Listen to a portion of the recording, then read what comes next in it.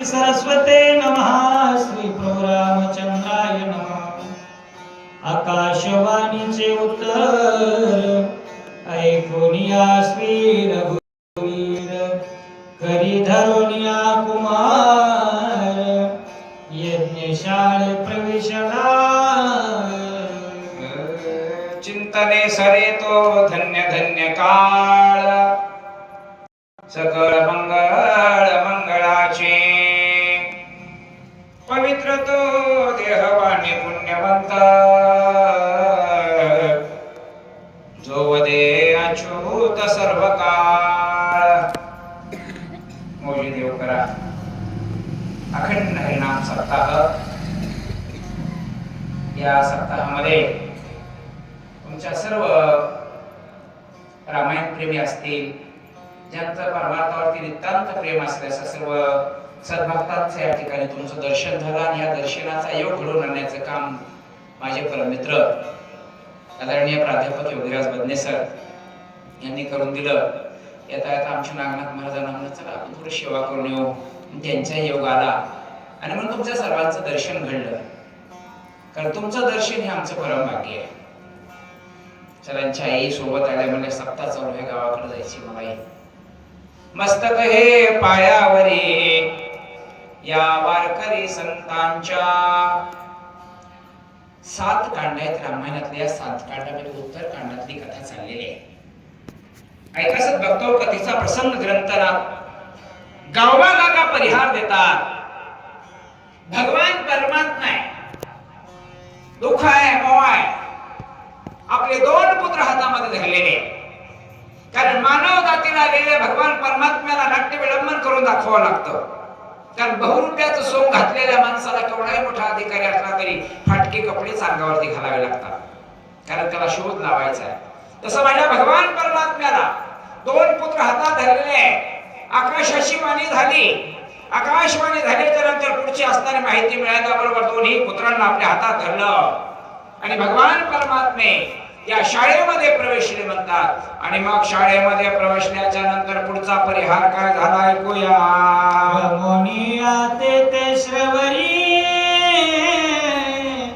प्रातकाळी दूषणारी स्नान संध्या करून ते अवसरी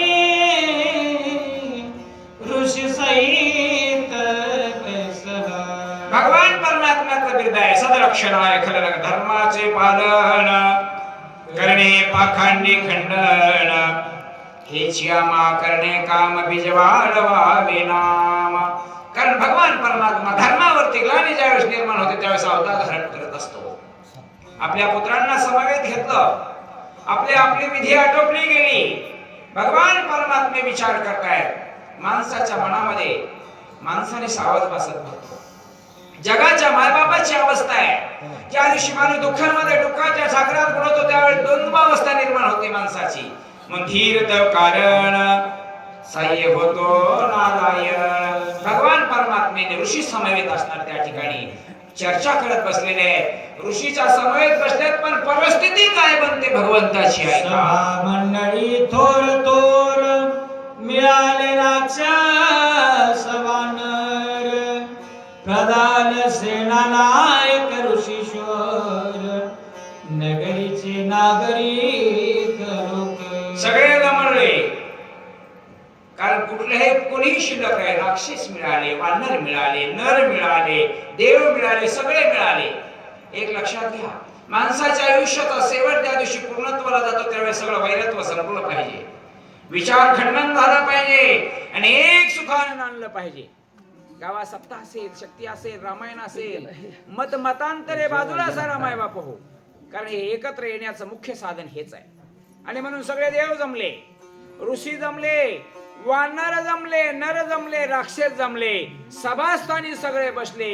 आणि मग काय काय परिहार घडतो ऐकूया म्हणतात. आज्ञा देऊनी लवकुशात श्रीराम आरंभिले रामकथे. ऐकता सुख न वाटे चित्ते परम व्याकुळ पळ झाला.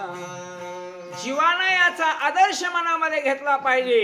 संकट अनेक येतात सद्भक्तो, पण संकटाला दोन दोन हाताने जो उभा सलखून जातो तो खरा माणूस असतो. संकट कुणावर येत नाहीत, संकट प्रत्येकावर येतात. अरे देवावर संकट आलंय, दोन्ही आपल्या पुत्रांना त्या ठिकाणी आज्ञा दिली भगवान परमात्म्याने. रामायण आपलं रामचरित्र वाचाय, कारण देवालाच माहित नाही ना तुझ्या नामाचा महिमा, तुझ न कळे मेघ श्यामा, तुका म्हणे आमा जन्म गोड या लागी.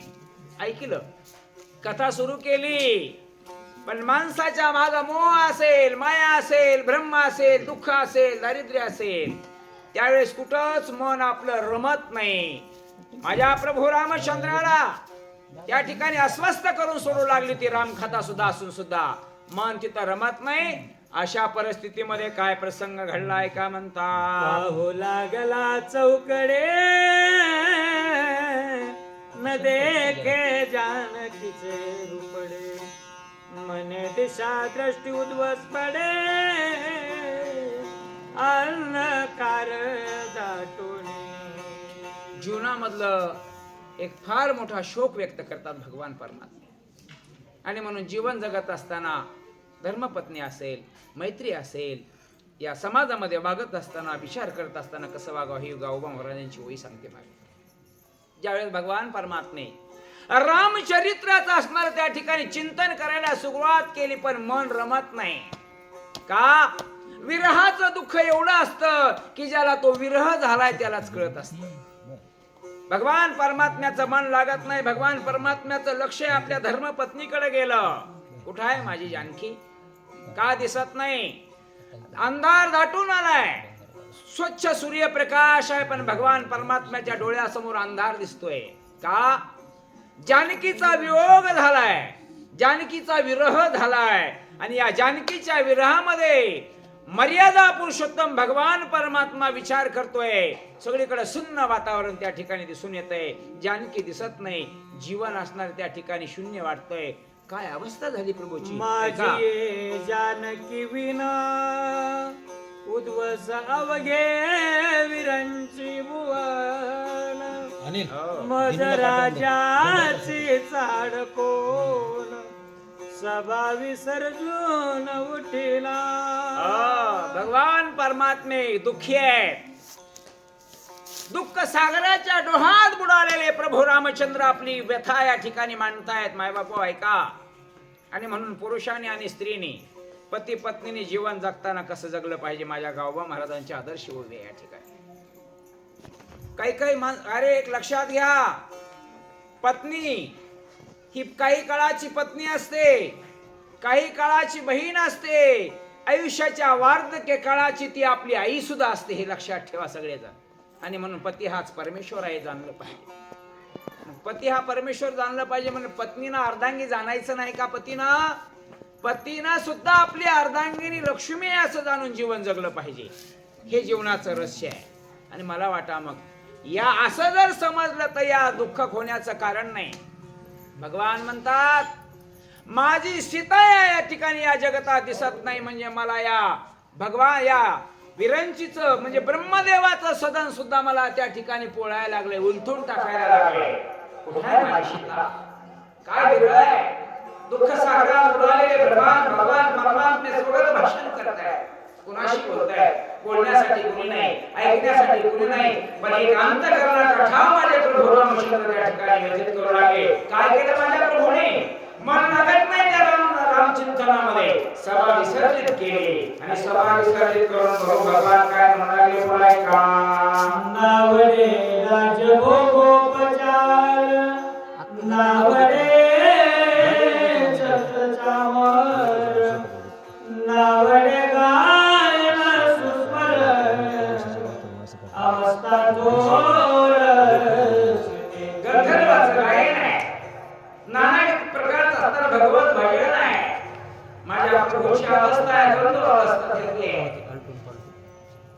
त्या भगवान त्या इंद्रदेवाचं ब्रह्मदेवाचं सदन माझ्या प्रभू राष्ट्राला त्या ठिकाणी नृत्य टोचतंय. सुंदर रखमारी गाते, पण डोळा लागलेली अंगाला भोजन आवडत नाही, भजन आवडत नाही, संसाराचा त्याग करावा लागतो.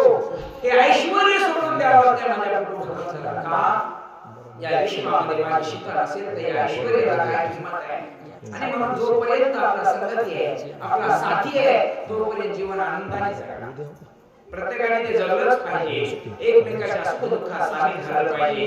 कारण एकाच गाडीचे मार्ग दोन चाक असतात, पती आणि पत्नी. एक गाडीचं चाक जर गळून पडलं तर गाडी चालत नाही. आणि ही गाडी जर सुरळीत चालवायची असेल तर दोन्ही चाकांनी व्यवस्थित चालवलं पाहिजे. भगवान परमात्मा दुःखी आहे. डबडबल्या डोळ्यांनी भगवान परमात्मा आपली व्यथा मांडताय.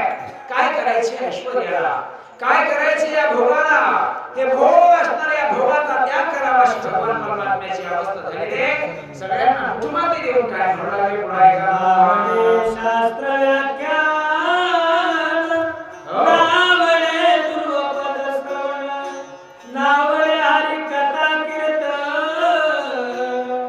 चिंता घन सीतेची. आणि म्हणून जीवनात चिंता घालवायच्या. चिंतने सारे तो धन्य धन्य काळ. कारण चिंतनामध्ये हा काळ घालवला पाहिजे. पण मुळामध्ये चिंताच निर्माण झाली आहे. त्या चिंतेनं काय वाटत होतं, हे सदन, हे ऐश्वर्य, हे या ठिकाणी मिळालेले भोग हे असते त्या ठिकाणी मनाला स्वस्थ बसले होते. आज माझी सीता माझ्यापासून अंतरली हो, दुरावली गेली. आणि आज सुदैव वाचून मी काय झालो, पोरका झालो. माझं जीवन असतं त्या ठिकाणी अनाथ झाला.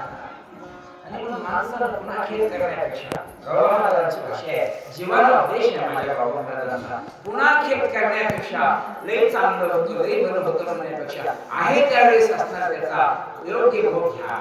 सुखानं दोघे जीवन जगा. संसारामध्ये असलेले मुलांचा गळा असेल, पती पत्नीचा गळा असेल, सुनांचा गळा असेल, योग्य चांगला तुमचा असेल निश्चितपणाने चांगला झाल्याशिवाय राहणार नाही. आणि म्हणून हे चिंतन आवडत नव्हतं, हे भजन आवडत नव्हतं, हे भोग आवडत नव्हते, हे ऐश्वर्याला असणारा शेत देऊन भगवान परमात्मे दुःखी झाले. पुढं काय आपले भाष्य करू लागले का, नावडे फार जीवन विहार नावडे राजपतीचा दरबार नावडे इष्ट बंधू सोदर नावडे प्रकार माणसाला माईक पदार्थ अधिक आवडतात. भगवान परमात्मे म्हणाले मला आता त्या ठिकाणी त्याग करावा असा वाटतोय. सहोदराशी असणारा त्या ठिकाणी इच्छा आहे नाही. अंतर आमच्या संसारिकामध्ये असलेल्या कोणत्याही जीवाची मला आता इच्छा राहिली नाही. पुत्र असतील, पौत्र असतील, मुलं असतील, बंधू असतील, आई कुणाचाही या ठिकाणी कुणाबद्दलही माझं प्रेम नाही राहिलं. कारण माझ्या या सोबत असलेली कामिनी माझी दूर झाली.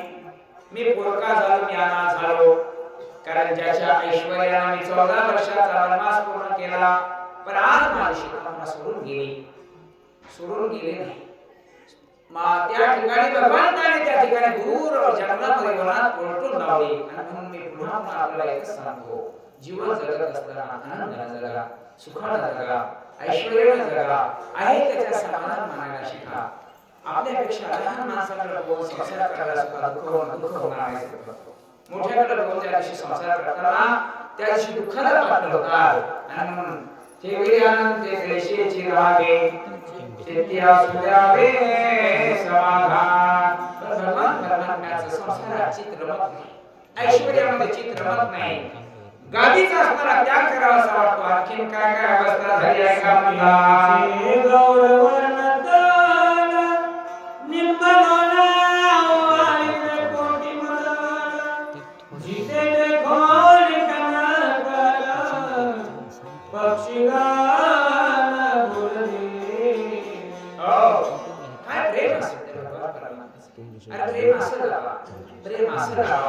जंगलातल्या प्राण्यावरती प्रेम लावलं तर ते धरून आपल्याकडे ऐश्वर्य राहणार नाही. माणसाचं प्रेम कमी झालं, माणसाचं प्रेम कमी झालं फक्त. आणि पैशावरती मालिक झालं महाराज. आणि मला तर वाटतंय ज्या दिवशी पैसा जास्त झाला त्या दिवशी माणसातलं प्रेम निघून गेलं. आणि त्याचं ते प्रेमाचं रूपांतर पैशात सगळीकडे बघू लागले. पक्षी असतील, पक्ष्यांना बघू लागले. ऐका, कारण का मर्यादा पुरुषोत्तम भगवान परमात्मा आहे. ही नाट्य विडंबन नाट्य हे तुम्हाला आम्हाला उद्देश आहे, जगाला उद्देश आहे. लक्षात घ्या. देव वेगळे होते का, एक बसणे, एक बाणी, एक बसणे असलेला भगवान परमात्मा आपली लीला या ठिकाणी जगताला दाखवतो. हे माझे गावाला आपल्या मुलीमधून सिद्ध करतात. काय काय म्हणू लागले ऐका पुढं. ज्ञानी आवडी आसिता हृदयी धरो निघाला जाता पुढे काय वचनी कथा ती सावधान श्रोते सर्व श्रोते बाबांना गावाला सांगतात मनामध्ये माझ्या सीतेचं नामस्मरण आहे, सीतेचं चिंतन आहे, ध्यानामध्ये धरल्याने आपल्या हृदयाला आलिंगन दिलं आणि चिंतन करू लागले. असा विचार भगवान परमात्मे आपल्या मनातला विचार प्रकट करतात आणि असा विचार करत करत पुढचा असणारा प्रसंग काय वर्तले म्हणतात श्रोते मायबापांना. तरी कलियुगामध्ये मग सर्व सुखाशी पात्र होईल प्रतिज्ञा उत्तर महाशी उघडाई कामावली चुरे. तसं साधारणपणानं सर्वांगाचे काय करून कथा श्रवण करायला म्हणू लागले. यज्ञ करी श्री रघुनाथ 10 वर्ष पर्यंत सीता सुवर्णाची केली होती यागादी कर्म संपादी. भगवान परमात्म्याने विचार केला जीवन जगायचे हे माहित आहे, जगातल्या प्रत्येक वस्तूचा भोग माहित आहे, नश्वर आहे, हे जीवन नश्वर आहे, वस्तू जगातली नश्वर आहे आणि माहित वस्तूच्या मार्गातून भगवान परमात्म्याने यज्ञाचा आरंभ करायचा सुरू. किती वर्ष आरंभ केला? 10,000 वर्ष भगवंताने आपला यज्ञ आरंभ केला.